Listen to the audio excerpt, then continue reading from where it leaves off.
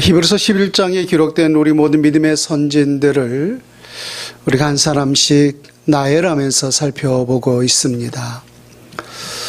오늘은 그 가운데 라합의 믿음에 대해서 생각해 보고자 하는데요. 재밌는 사실은 이제까지 다루었던 우리 모든 믿음의 선진들의 하나의 공통점이 있었던 것을 보게 되죠. 그것은 바로 그들의 이름 앞에 믿음으로라는 단어가 새겨져 있었다라고 하는 것입니다. 그래서 믿음으로 아벨은, 믿음으로 에녹은, 믿음으로 노아는, 믿음으로 아브라함은 하면서 말입니다. 근데 오늘 히브리서 기자가 이 라합에 대해서 기록하고 있는데 그들과 작은 차이점을 하나 발견할 수가 있어요. 그가 이 땅에서 어떠한 삶을 살았는지 소위 그의 신분을 더불어서 소개하고 있다라고 하는 것입니다. 그래서 단순하게 믿음으로 라합은 이렇게 기록하고 있는 것이 아니라 믿음으로 기생 라합을 하면서 그가 과거에 기생의 삶을 살았던 사실을 의도적으로 밝혀주고 있다라고 하는 것입니다. 여러분, 이 라합이라고 하는 인물에 대해서 성경이 4군데서 말을 하고 있어요. 주된 내용은 바로 여호수아 2장과 6장에 자세하게 기록되어 있고, 또 이 사실을 히브리서 기자가 여호수아 2장에서 그녀가 한 행위가 바로 믿음이었다라고 하는 사실을 밝혀주고 있죠. 그런가 하면 마태복음 1장에서는 아브라함과 다윗의 자손 예수 그리스도의 계보라라고 하면서 아브라함부터 시작해서 예수 그리스도가 오기까지 소위 하나의 족보를 기록하고 있는데 그 가운데 바로 라합이라고 하는 여인이 그 족보 속에 들어있음을 볼 수가 있어요. 특별히 또 우리가 야고보를 보게 되면 야고보 사도가 강조한 내용은 행함이 있는 믿음을 강조하잖아요. 행함이 없는 믿음은 죽은 것이지라. 행함이 없는 믿음이 과연 너를 구원할 수 있겠느냐라고 하면서 행함이 있는 이 믿음을 강조하면서 그 가운데 이 라합을 소개하고 있어요. 그래서 라합은 바로 행함으로 구원에 이르렀다라고 밝혀주고 있습니다. 근데 이 마태복음에 마태를 제외하고 여호수아도 그렇고 또 히브리서 기자도 그렇고 또 야고보 사도도 그렇고 이 모든 성경의 저자들이 다 동일하게 이 라합에 대해서 말할 때마다 그의 이름 앞에 기생이라고 하는 단어를 붙이고 있다는 거예요. 기생 라합은 하면서 말입니다. 물론 기생이라는 게 하나의 우리가 직업으로 간주한다면은 모든 직업에 대해서 귀천이 없는 것이 사실이겠지만은 예나 지금이나 이 기생이라는 그 직업 자체가 결코 덕스러운 직업이 되는 것은 아니잖아요. 더더구나 이 기생이라는 단어를 성경에 어떤 단어를 쓰고 있느냐면은 헬라 원문에 포르네라고 하는 단어를 사용하고 있어요. 포르네. 근데 여러분 영어에 그와 비슷한 단어가 뭐죠? 어떤 음란물을 다룰 때 영어로서 그와 비슷한 단어를 사용하고 있는 것을 보잖아요. 그래서 실제적으로 그 어떤 음란물 포르노라고 하는 그 단어가 포르네에서 파생되었다라고 하는 사실을 알 수가 있어요. 그래서 포르네라고 하는 그 자체가 실상은 몸을 파는 매춘부였다라고 하는 거예요.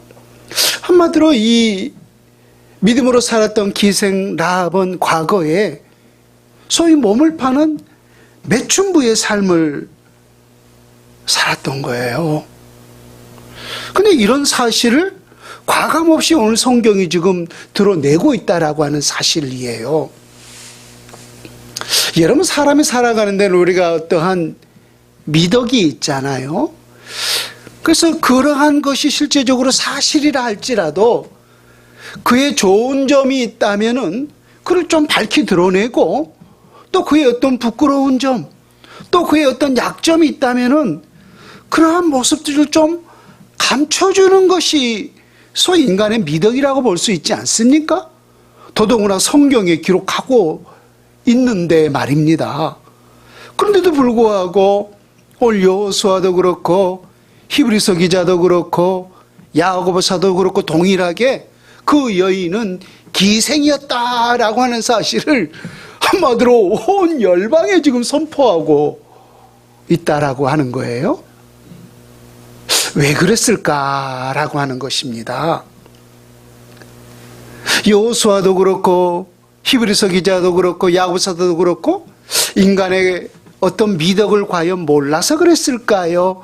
아니면 이것을 통해서 어떠한 또 다른 뜻이 있어서 그랬을까 하는 것입니다. 여러분, 우리가 기억해야 할 것이 한 가지가 있는데요. 성경의 기록 목적이에요. 성경의 기록 목적은 우리 인간의 어떠한 위대함을, 우리 인간의 어떠한 탁월성을 드러내고자 하는 것이 주된 목적이 아니라고 하는 거예요.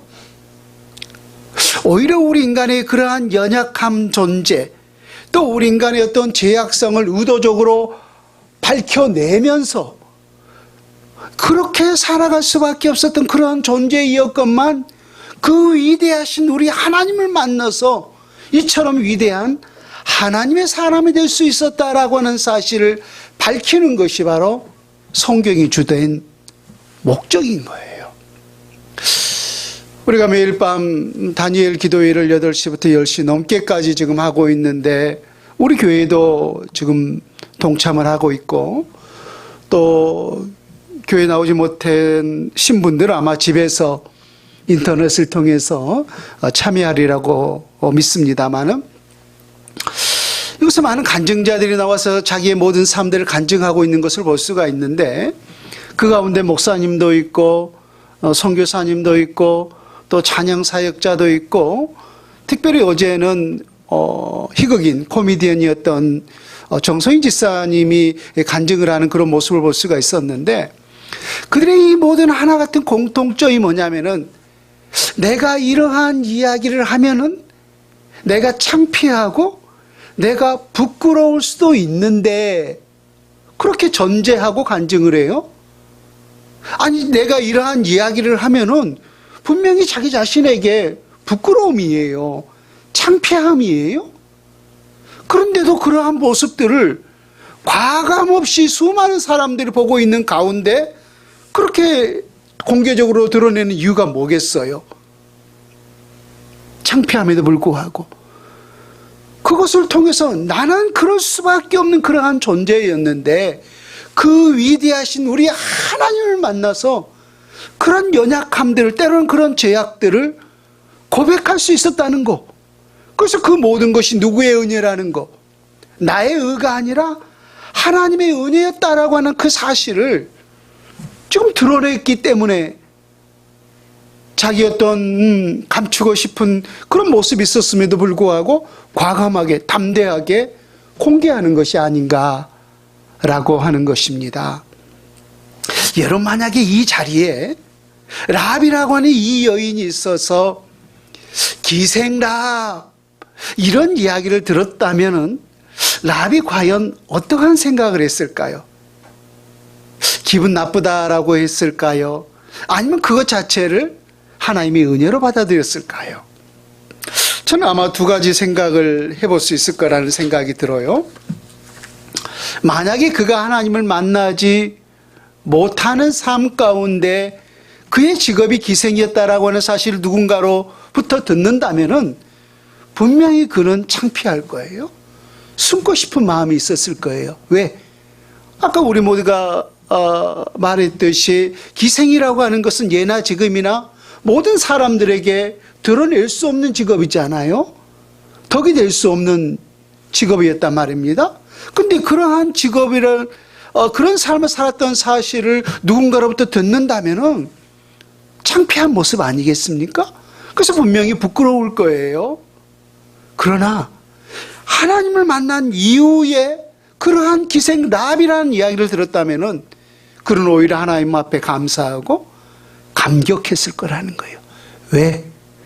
그에게 하나님이 없었더라면은 그의 평생에 이 기생이라고 하는 그 직업에서 벗어날 수가 없는 그 삶으로 그의 인생이 마무리되었을 터인데, 하나님이 나에게 오셔서 그 모든 신분들을 다 팔 수 있게 도와주시고 하나님의 영광을 드러날 수 있는 그러한 위대한 믿음의 사람의 반열에 있을 수 있었다는 거, 이건 누가 봐도 하나님의 은혜라라고 볼 수가 있지 않겠는가라고 하는 거예요.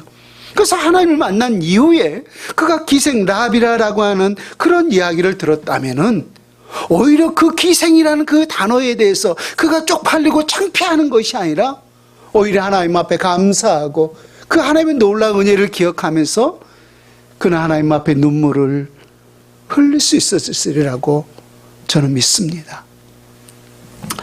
여러분, 라합, 혈통적으로 보면은 하나님이 택하셨던 이스라엘 백성들 또 아니었죠. 또 그는 그 가나안의 모든 땅에 이스라엘 그 이방 사람들이 섬기는 우상을 섬기는 그러한 사람 중에 한 사람이었단 말입니다. 그럼에도 불구하고 아까 잠시 여러분들에게 말했듯이 마태복음 1장에서 가장 영광스러운 예수 그리스도의 이 거룩한 족보에 그의 이름이, 라합이라고 하는 이름이 새겨져 있는 그 놀라운 영광을 누릴 수 있었던 것을 보게 됩니다. 무엇 때문이죠? 그가 이 땅에서 위대한 삶을 살았기 때문이 아니라고 하는 사실을 그 기생이라는 그 단어를 통하여서 우리는 너무나 잘 알고 있잖아요. 그런데도 불구하고 그 영광스러운 그 이름의 반열에 이를 수 있었던 것은 단 한 가지 때문이죠. 하나님을 믿는 믿음 때문이라고 말입니다. 성경 분명히 말씀을 하고 있습니다. 이 땅에서 예수 그리스도를 믿는 우리 모든 믿음의 각 사람들은 하늘의 영원한 생명책에 그의 이름이 기록된다라고 말입니다. 그렇다면 우리 또한 무엇 때문에 하나님 그 영원한 하늘의 생명책에 우리의 이름 석자를 기록해 놓을까요? 결코 우리가 이 땅에서 위대한 삶을 살았기 때문이 아니라고 하는 사실을 저와 여러분은 분명히 알 것입니다. 우리 또한 마찬가지죠. 설령 우리가 라합과 같은 그러한 삶을 사는 그런 과거의 그런 삶이 있다 할지라도 오직 한 가지, 예수 그리스도를 믿는다는 것 때문에, 하나님이 우리 모두를 만나 주셨다는 것 때문에 바로 그 영광스러운 하늘의 그 생명책에 우리의 이름이 기록될 수 있는 줄로 믿습니다.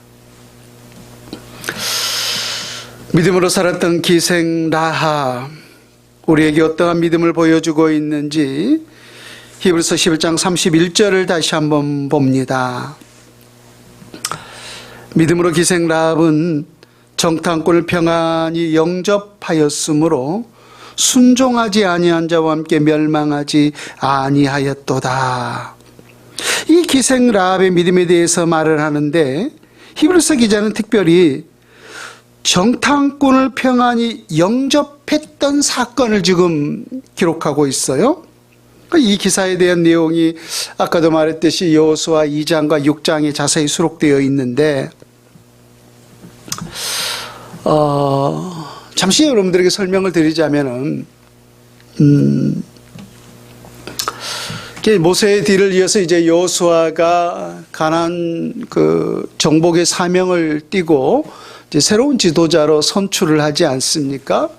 그래서 그 가나안 땅을 정복하기 위해서 마지막으로 그 건너기 전에 시딤이라고 하는 그 장소에서 가나안 땅을 정탐하기 위해서 2명의 정탐꾼을 그 땅에 파송하게 됩니다. 근데 마침 이 가나안 땅의 정탐을 받았던 2명의 정탐꾼이 이 기생 라합의 집에 들어가게 되고 또 그곳에서 유숙을 하게 되었어요. 그러나 안타까운 사실은 이 가나안 땅에 살고 있는 사람에 의해서 그들의 신분이 드러나게 되었어요.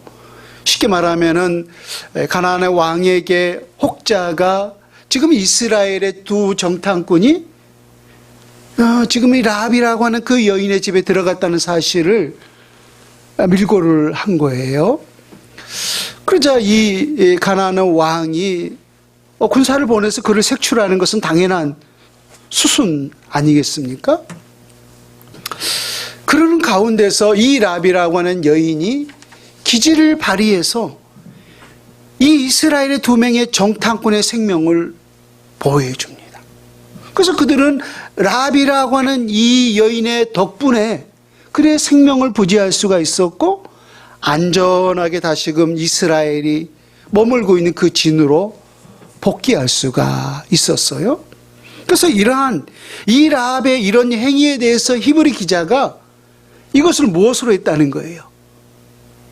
이 두 명의 정탐꾼을 보호해주고 그를 숨겨주었던 이 사건에 대해서 그렇게 한 행위가 바로 믿음으로 한 행위였다라고 하는 거예요. 왜 이러한 이 여인의 행위가 믿음으로 한 행위였는가? 우리 여호수아서 2장으로 직접 한번 가봅니다. 여호수아서 2장 우리 8절에서부터 11절 말씀을 같이 한번 봅니다. 신약성경 321페이지 여간에 있습니다. 여러분들 눈으로 따라오시고 제가 여호수아서 2장 8절에서 11절까지 읽습니다. 또 그들이 눕기 전에 라합이 지붕에 올라가서 그들에게 이르러 말하되 여호와께서 이 땅을 너희에게 주신 줄을 내가 아노라. 우리가 너희를 심히 두려워하고 이 땅 주민들이 다 너희 앞에서 간담이 녹나니 이는 너희가 애굽에서 나올 때 여호와께서 너희 앞에서 홍해물을 마르게 하신 일과 너희가 유단 저쪽에 있는 아모리 사람의 두 왕 시혼과 옥에게 행한 일 곧 그들을 전멸시킨 일을 우리가 들었음이니라. 우리가 듣자 곧 마음이 녹았고 너희로 말미암아 사람이 정신을 잃었나니 너희 하나님 여호와는 위로는 하늘에서도 아래로는 땅에서도 하나님이시니라. 이 기생 라합이라고 하는 여인이 이스라엘의 두 명의 정탐꾼을 숨겨줄 수 있었던 것, 이러한 행위에 대해서 히브리서 기자가 믿음으로 행했다라고 있는데 왜 이것이 믿음으로 한 행위였는가를 볼 수 있는 이 두 가지 근거가 이 말씀 속에 숨어 있어요. 첫 번째 근거는 9절의 말씀입니다. 9절에 뭐라고 하냐면은 말하되, 누가 말을 하는 거죠? 라합이 자기 집에 숨어 있는 지금 정탐꾼에게 하는 말이에요. 말하되 여호와께서 이 땅을 너희에게 주신 줄을 내가 아노라 라고 있어요. 지금 가나안 땅에 살고 있는 이 여인이 하는 말이 그 가나안 땅 전체를 하나님께서 누구에게 주신지를 알고 있다는 거예요. 이스라엘 백성들에게 이미 주신지를 알고 있었다라고 하는 거예요.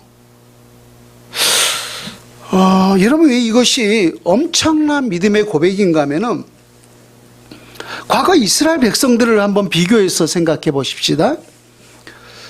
모세가 아까 그 여호수아가 그 두 명의 정탐꾼을 파송했듯이 그 가나안 땅을 정복하기에 앞서서 각 지파에 한 명씩을 착출하여서 12명의 정탐꾼을 그 가나안 땅에 40일 동안 파송하지 않습니까? 그래서 그들이 뭘 먹고 사는지, 또 그들이 어떠한 땅에 거주하고 있는지, 또 그들의 군사력은 어느 정도 되는지, 이 모든 것들을 소소하게 다 조사해 오라라고 파송을 하잖아요. 그래서 40일 걸쳐서 그 땅을 정탐했던 12명의 정탐꾼들이 모세와 이스라엘 백성들 앞에서 보고를 합니다. 그 보고의 내용이 뭐냐면은 10명의 정탐꾼은 우리는 그들에 비하면은 메뚜기 같은 존재에 불과합니다. 그리고 그들도 우리를 그렇게 생각할 것입니다 라고 했어요. 그런 반면에 여호수아와 갈렙은 하나님이 이미 우리에게 약속으로 그 땅을 주셨습니다. 그래서 그 땅을 전쟁을 통하여서 우리가 이겨냅시다 라고 했어요. 근데 더 중요한 것은 이스라엘 백성들의 반응이었던 거죠. 그들이 하는 말이 뭐예요? 이제 우리 모두는 다 이곳에서 죽었구나 라고 했어요. 죽었구나. 왜? 그들에 비하면 우리는 메뚜기 같은 존재니까 이거 전쟁해봐야 뻔할 뻔짜 아니겠는가라고 하는 거예요. 그래서 그들이 하는 말이 이제 우리는 이곳에서 다 죽었구나 라고 했어요. 그래서 그 하나님께서 믿음으로 받지 못하는 그들의 모습을 보면서 내 귀에 들린 대로 너희에게 행할 것이다 라고 했어요. 하나님이 귀에 들린 말이 뭐였어요? 이제 우리 모두는 죽었구나 라고 했죠. 그래서 그들이 이스라엘 백성들이 가나안 땅을 정복하지 못하고 1세대들의 대부분이 바로 그곳에서 하나님의 진노를 사서 전멸당하지 않았습니까? 그리고 여호수아와 갈렙만이, 출애굽 1세대를 가운데 여호수아와 갈렙만이 하나님이 약속하신 그 땅을 정복하고 그 땅에 들어갈 수가 있었어요. 왜? 그들은 하나님의 약속의 말씀을 확신하고 믿었기 때문에 말입니다. 뭐라고? 하나님이 이미 우리에게 주신 줄을 그들은 확신하고 믿었기 때문에 말입니다. 그런데 지금 이 여호수아와 갈렙과 같은 그러한 고백을 지금 누가 하고 있는 거예요? 가나안 땅에 거주하고 있는 기생의 삶을 살고 있었던 이방 여인이었던 라합이라고 하는 이 여인이 지금 두 명의 정탐꾼에게 하는 말이 하나님이 이미 이 땅을 이스라엘 백성들에게 주신 줄을 내가 알고 있다라고 하는 거예요. 이건 믿음이 아니고서 할 수 없는 말이었던 거죠. 이스라엘 백성들은 그렇게 40년 동안 광야에서 하나님의 놀라운 이적과 기적을 눈으로 목도하면서 살아왔음에도 불구하고 하나님이 주신 그 땅을 그들은 확신하지 못했어요. 그런데 가나안 땅에 살고 있었던 이 라합이라고 하는 여인은 이방 여인이었음에도 불구하고 이미 하나님이 그 땅을 주신 것을 이미 알고 있었다라고 고백하고 있었던 거죠. 이런 사실을 보았을 때 그것 자체가 결국은 믿음이었다라고 하는 사실을 확신할 수가 있다라고 하는 것입니다. 두 번째 믿음의 근거가 11절에 기록되어 있는데요. 너희의 하나님과부터서 보세요. 한 중간쯤에서 보면은 11절에 너희의 하나님 여호와는 위로는 하늘에서도 아래로는 땅에서도 하나님이시니라. 이게 뭘 말하면은 상천하지에 오직 유일하신 하나님은 우리 하나님뿐이라는 거예요. 이 말이 뭐냐면은 이방 여인이었던 이 라합이라고 하는 이 여인이 위로는 하늘에서도 아래로는 땅에서도 하나님이시니라. 지금 라합이 하는 고백이에요. 이 고백이 무엇을 의미하고 있느냐면은 유일신을 말하고 있는 거예요. 유일신. 하늘 위에서도 오직 유일한 신은 하나님 한 번이고 땅 아래에서도 오직 유일한 신은 하나님 한 분뿐이라는 거예요. 여러분, 우리 기독교가 어떤 다른 종교들과 연합하지 못하고 때때로 그러한 비난을 들을 때가 많아요. 왜 기독교는 자기들 신만을 고집하면서 그렇게 독선적이고 독단적이냐라고 말입니다. 그래서 각각의 신들을 인정해주고 그렇게 종교의 어떤 그 다원화를 통하여서 이 종교 다원화를 통해서 우리 모두가 다 같이 이 종교가 연합하고 하나 되면 얼마나 우리가 밝은 사회, 밝은 미래가 좋겠느냐라고 그들이 말을 하면서 왜 기독교만 자기들이 믿는 그 하나님만이 유일신이냐고, 왜 이렇게 독단적이고 독선적이냐라고 우리를 비난하잖아요. 그런데 우리 모두가 그런 비난을 들으면서도 불구하고 그렇게 종교 다원화에 우리가 동의할 수 없는 이유가 뭐예요? 유일신이 사실이기 때문인 거죠. 그들은 신이 아니에요. 사람이 만들어 놓은 것에 불과한 거예요. 사람이 세우는 어떤 정신, 어떤 가르침에 불과한 것이지, 상천하지의 유일신은 오직 우리가 섬기는 하나님 한 분뿐이기 때문이에요. 그래서 어떠한 비난과 어떤 공격이 있어도 우리는 그런 종교 다원화에 동의할 수가 없는 것인 거죠.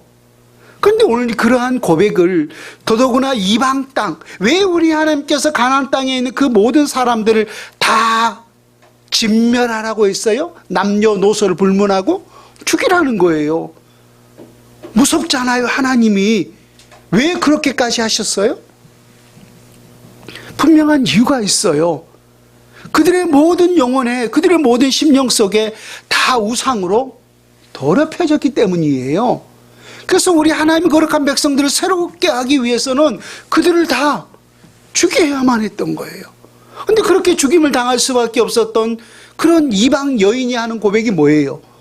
상천하지의 유일한 신은 오직 우리 하나님 한 분뿐이다 라는 이런 고백을 하고 있었던 거예요.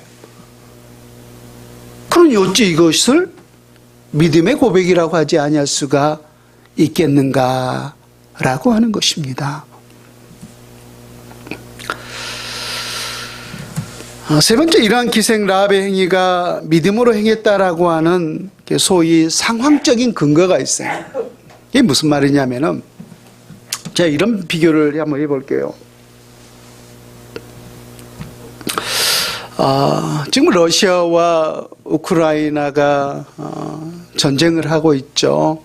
참 우크라이나는 참 폐허가 되고 있고, 또 러시아의 많은 젊은이들은 그 전쟁을 통하여서 얼마나 많은 목숨들이 잃었는지조차 지금 분간할 수가 없는 그런 상황이 있죠. 근데 우리가 왜 러시아가 이 전쟁을 선포하면서 이 우크라이나를 먼저 공격한 이유가 뭐겠어요? 여러분, 만약에 러시아가 이 전쟁을 통하여서 만약 지금과 같은 그런 상황들을 예견할 수가 있었더라면, 지금 다시 그들이 막 후퇴하고 있는 상황이잖아요. 지금과 같은 이런 상황들을 예견할 수 있었다면은 과연 러시아가 우크라이나를 그렇게 쉽게 침공할 수가 있었겠는가라고 하는 거예요. 아니죠. 처음에 그들의 계획은 이 전쟁이 길어봐야 일주일, 아주 길면은 한 달 이내에 이 모든 전쟁은 끝날 거라고 그들이 예상을 했어요. 그렇게 예상한 이유가 뭐예요? 이 우크라이나에 비하면은 러시아는 압도적인 군사력을 지금 자랑하고 있었다는 거예요. 그래서 이번 전쟁은 객관적으로 봤을 때 누가 봐도, 자기들이 생각해도 그렇고 다른 사람들을 보아도 그렇고 객관적인 입장에서 봐도 누가 봐도 러시아의 이 압도적인 전쟁의 승리를 예견했던 거예요. 그런 승리, 그런 확신이 있었기 때문에 우크라이나를 공격할 수 있지 않았겠습니까? 만약에 지금처럼 이런 상황이 아까도 말했듯이 예견되었다면 절대 그들은 공격할 수가 없었을 거예요. 자, 그런 면에서 지금 이스라엘에 전투할 수 있는 이스라엘 군과 지금 가나안 땅에 살고 있는 그 가나안 군을 우리가 군사력으로 한번 비교해 보자는 거예요. 군사력으로 비교해 보자는 거. 누가 월등하죠? 아까 10명의 정탐꾼들이 그렇게 고백했잖아요. 그들은 뭐 높은 산, 바위 틈에 거주하고 우리가 도저히 그들을 이겨낼 수가 없습니다. 그래서 우리는 그들에 비하면 메뚜기 같은 존재입니다. 그들도 그렇게 생각할 것입니다. 이 말이 의미하는 바가 뭐예요?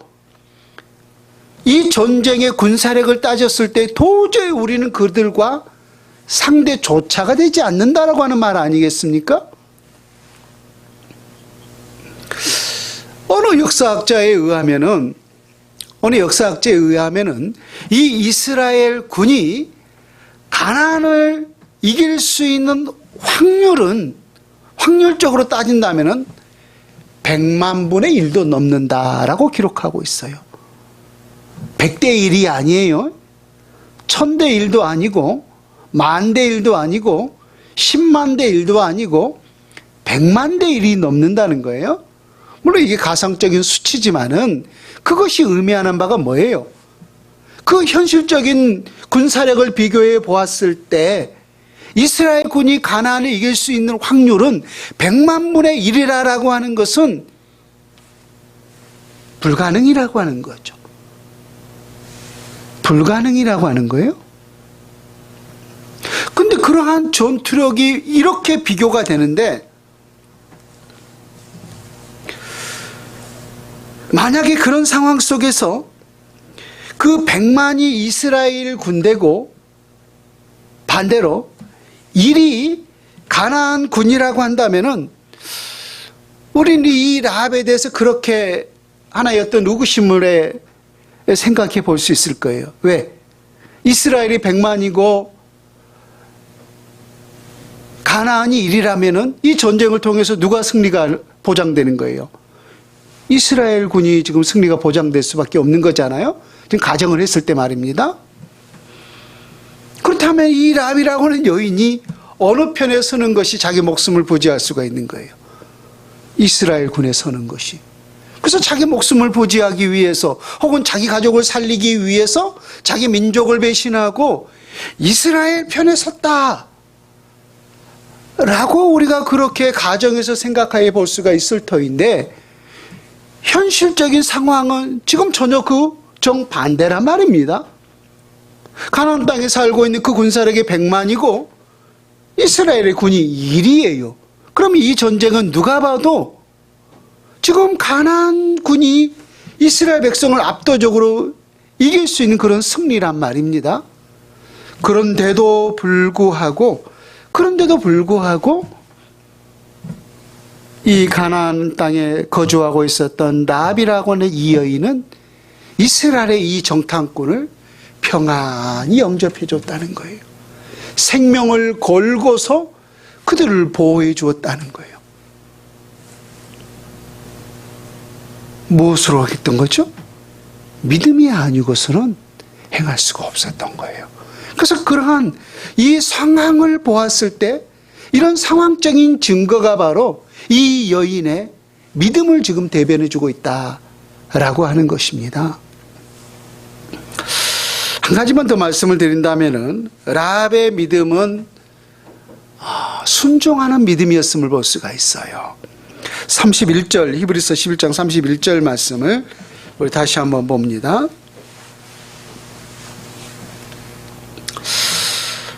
믿음으로 기생 라합은 정탐꾼을 평안히 영접하였으므로 순종하지 아니한 자와 함께 멸망하지 아니하였도다.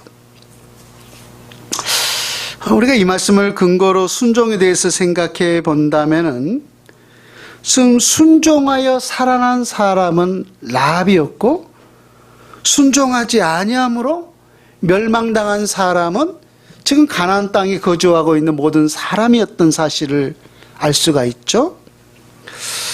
근데 여기서 우리가 한 가지 의문을 품을 수 있는 것은 지금 라합도 이방 여인이었고 또 가나안 땅에 거주하고 있는 그 모든 사람들도 역시 동일하게 이스라엘 백성들에 비해서 이방 사람들이었다 말입니다. 그런데 그들에 대해서 지금 하나님의 말씀은 누구는 순종했고 누구는 순종하지 아니하였다라고 지금 말을 하고 있어요. 자, 우리가 일반적으로 하나님의 말씀에 순종했다, 혹은 순종하지 아니했다, 불순종했다, 이런 표현을 우리가 믿는 사람들에게 지금 쓰는 표현이에요? 아니면 믿지 않는 사람들에게 쓰는 표현이에요? 순종과 불순종에 대한 이런 표현은 우리가 대부분 믿는 사람들에 대해서 표현하는 거잖아요. 그래서 여러분 늘 하나님의 말씀에 순종해야 됩니다, 순종해야 됩니다, 이렇게 우리 모두가 믿는 사람들에 대해서 말을 하지, 믿지 않는 세상 사람들에 대해서 하나님의 말씀에 순종해야 됩니다, 그것은 불순종입니다, 그렇게 말을 하지 않잖아요. 그런데 오늘 이러한 표현을, 순종과 불순종에 대한 이러한 표현을 히브리서 기자는 이방 사람들에게 행하고 있어요. 그래서 이 라합이라고 하는 이 여인은 순종함을 통하여서 생명을, 구원을 받을 수 있었고, 또 그 땅에 거주하고 있는 모든 가나안 땅 사람들은 순종하지 아니함을 통하여서 멸망의 삶을 살았다, 이렇게 표현하고 있단 말입니다. 우리가 성경을 한 군데 한번 찾아볼까요? 여호수아서 2장 8절을 우리가 아까 찾았던데, 여호수아서 2장 8절에서 11절 말씀을 한번 보십시오.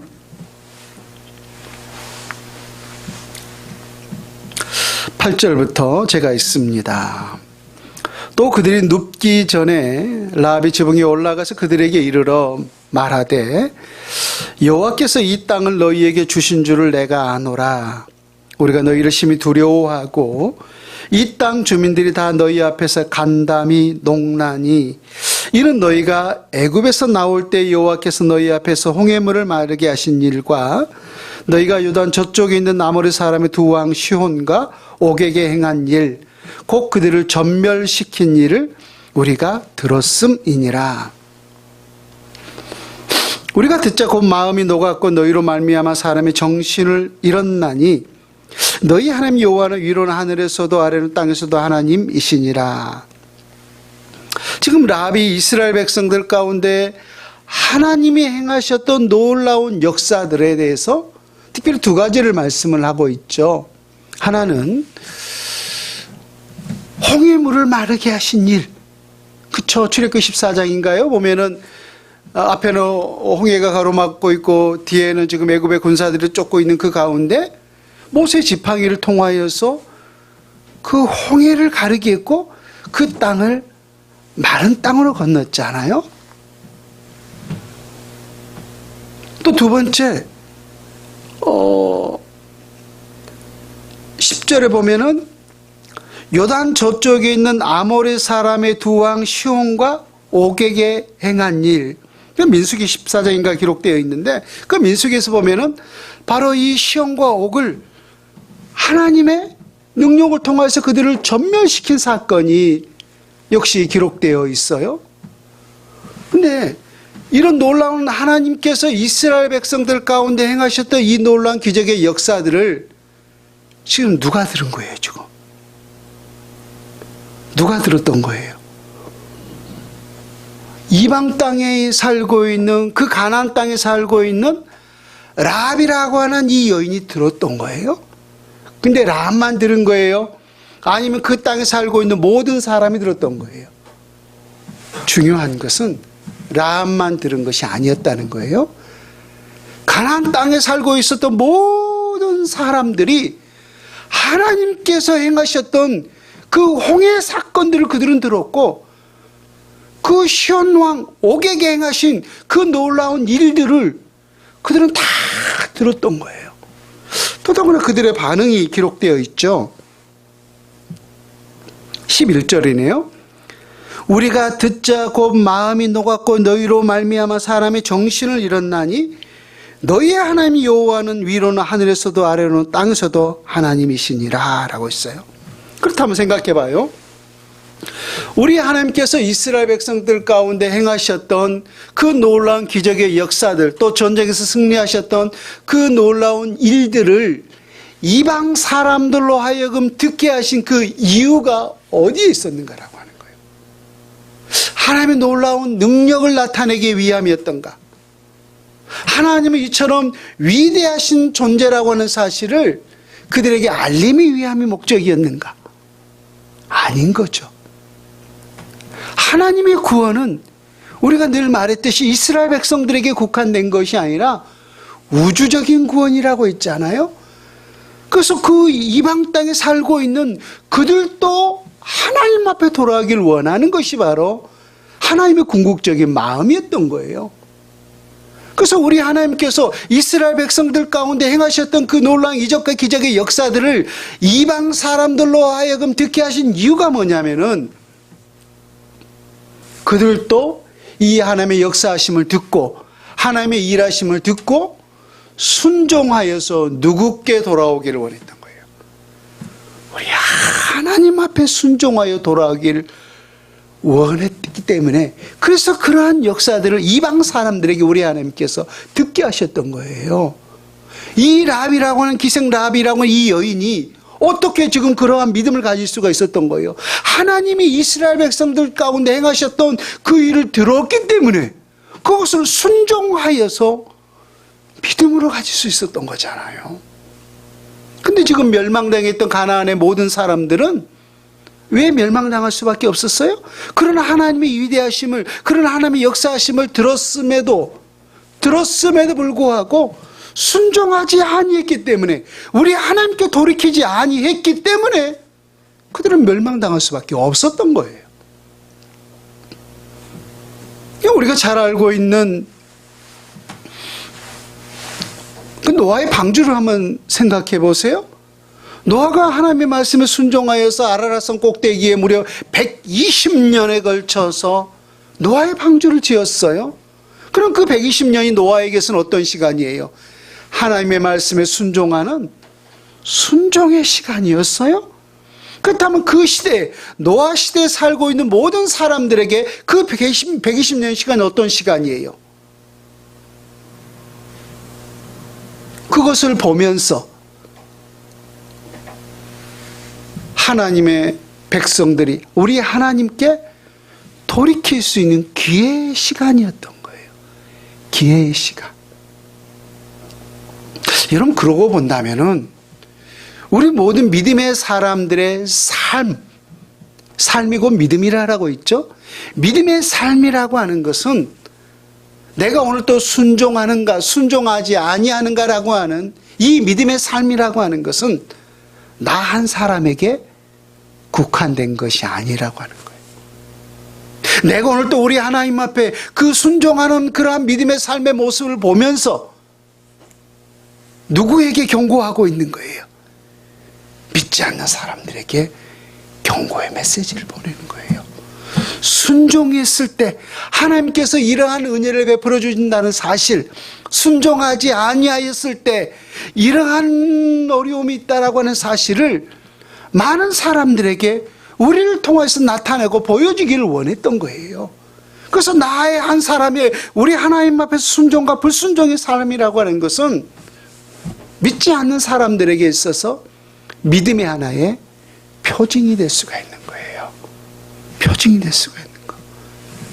원하옵건대 나의 우리 하나님 앞에 그 말씀에 순종하는 믿음의 삶을 통하여서 그 모습을 보면서 나의 가족들이, 나의 이웃들이 오늘 우리 하나님께 순종하는 삶으로 돌이킬 수 있는 그런 은혜의 삶을 살아낼 수 있는 우리 모두가 될 수 있기를 주 예수님의 이름으로 축원을 드립니다.